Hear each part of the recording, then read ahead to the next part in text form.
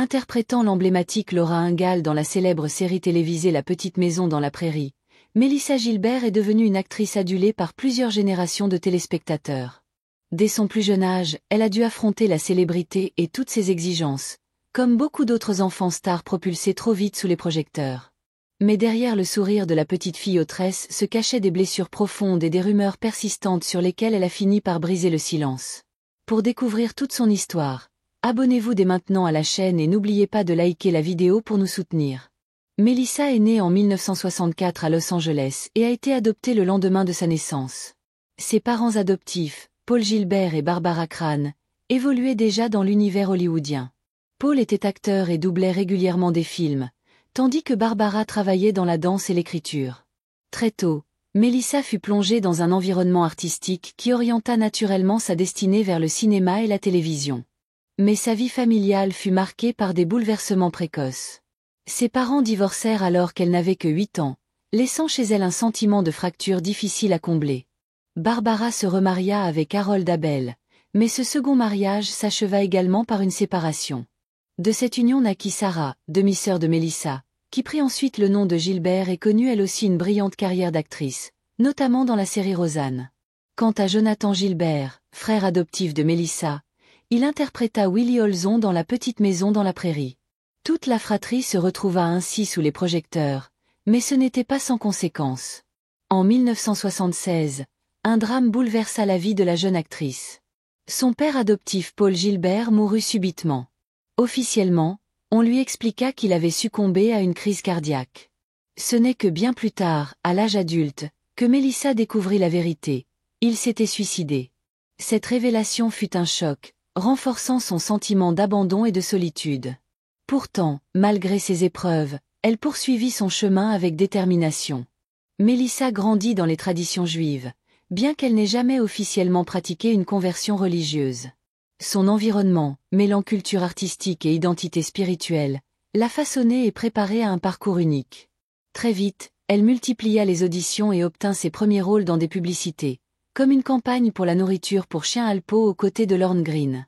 Mais sa véritable ascension débuta en 1974 lorsqu'elle décrocha, après avoir surpassé plus de 500 candidates, le rôle de Laura Ingalls, l'une des filles de Charles Ingalls, incarnée par Michael Landon. C'est d'ailleurs grâce à l'amitié de Mélissa avec Leslie, la fille de Landon, qu'elle apprit qu'elle avait été retenue pour ce rôle mythique. Le tournage de La Petite Maison dans la Prairie commença en 1973 et la série fut diffusée un an plus tard, captivant les téléspectateurs jusqu'en 1983. L'interprétation de Laura fut bouleversante de sincérité. Mélissa sut combiner l'innocence enfantine, la fragilité et la force de caractère avec une justesse rare. Son jeu, d'une maturité impressionnante pour son âge, toucha des millions de spectateurs à travers le monde. Cette performance lui valut d'être la plus jeune actrice à recevoir une étoile sur le Hollywood Walk of Fame, symbole d'un succès fulgurant. Au-delà de la série culte, Mélissa Gilbert diversifia ses expériences. Elle participa à de nombreux téléfilms marquants, dont The Miracle Worker en 1979, où elle reprit le rôle mythique d'Helen Keller, mais aussi le journal d'Anne Frank ou encore Splendor in the Grass en 1981. Ses choix de carrière lui permirent de démontrer sa polyvalence et son envie de dépasser l'image de « petite Laura » qui collait à sa peau. Avec le temps, Mélissa dut affronter une étape cruciale, la transition vers des rôles d'adultes. Une étape qui, à Hollywood, s'est souvent révélée fatale pour les enfants stars. Beaucoup disparaissent ou sombrent, incapables de se détacher d'un rôle culte.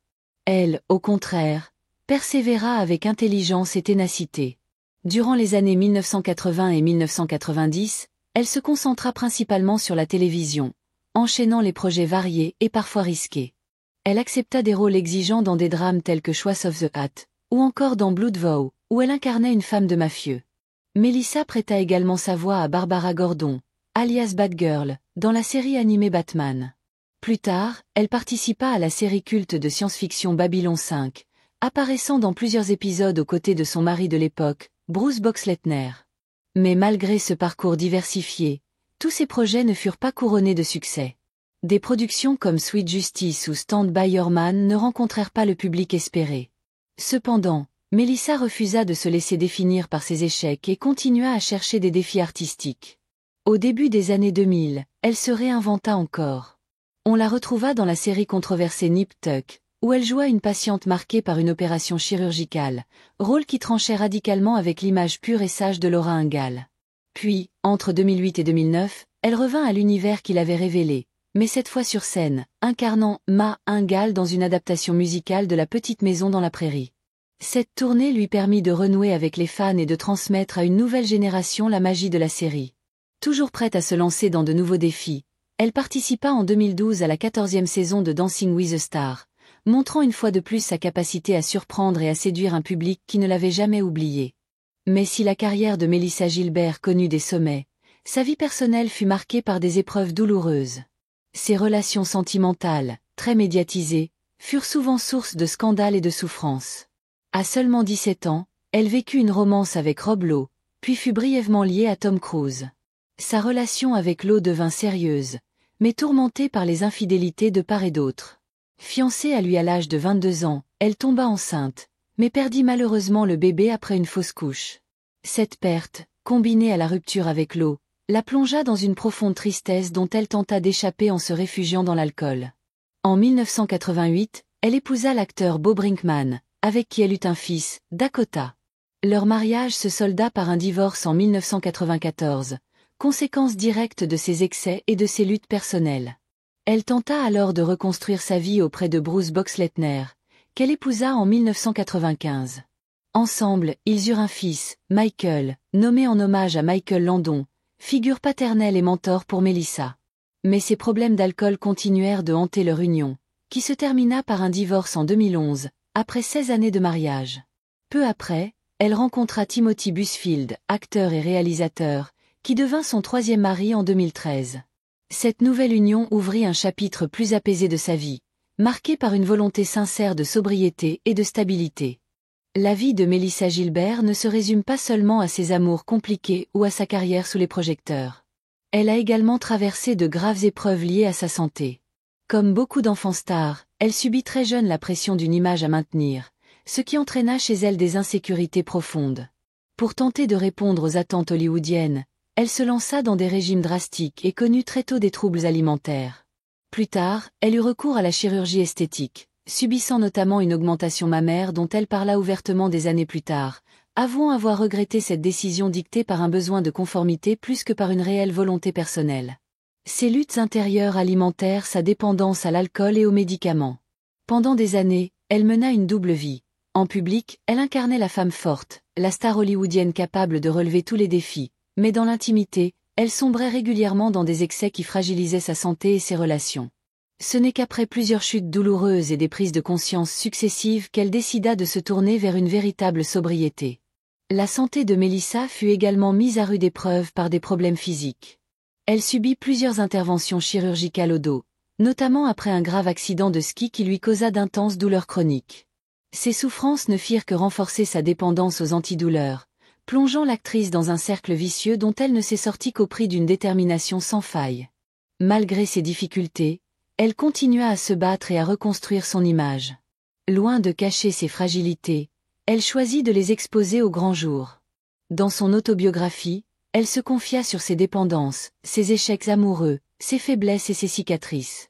Ce témoignage sincère toucha profondément ses fans, qui virent en elle non seulement une actrice mais aussi une femme courageuse, capable d'assumer ses erreurs pour mieux avancer.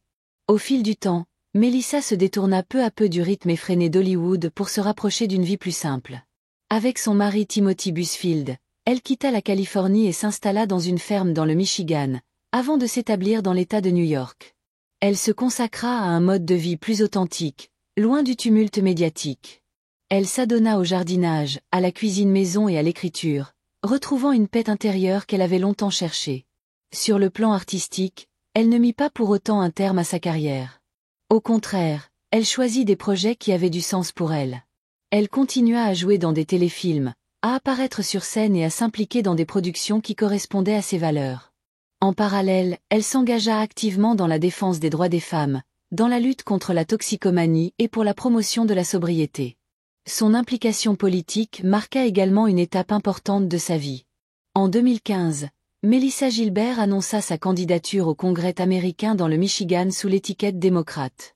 Cette décision surprit certains de ses fans, mais reflétait son désir de mettre son expérience au service des autres. Elle dut finalement se retirer de la course pour des raisons médicales, mais cette tentative illustrait sa volonté d'exister au-delà de son statut de star de télévision. Mélissa Gilbert incarne ainsi une trajectoire singulière, celle d'une enfant star devenue adulte dans la douleur, mais qui a su trouver la force de se réinventer.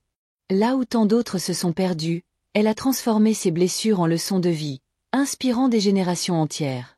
Dans ses interviews les plus récentes, elle n'hésite pas à se montrer sans artifice, parfois même sans maquillage, loin des standards de beauté imposés par Hollywood. Elle revendique le droit de vieillir naturellement et critique les injonctions esthétiques qui pèsent sur les femmes.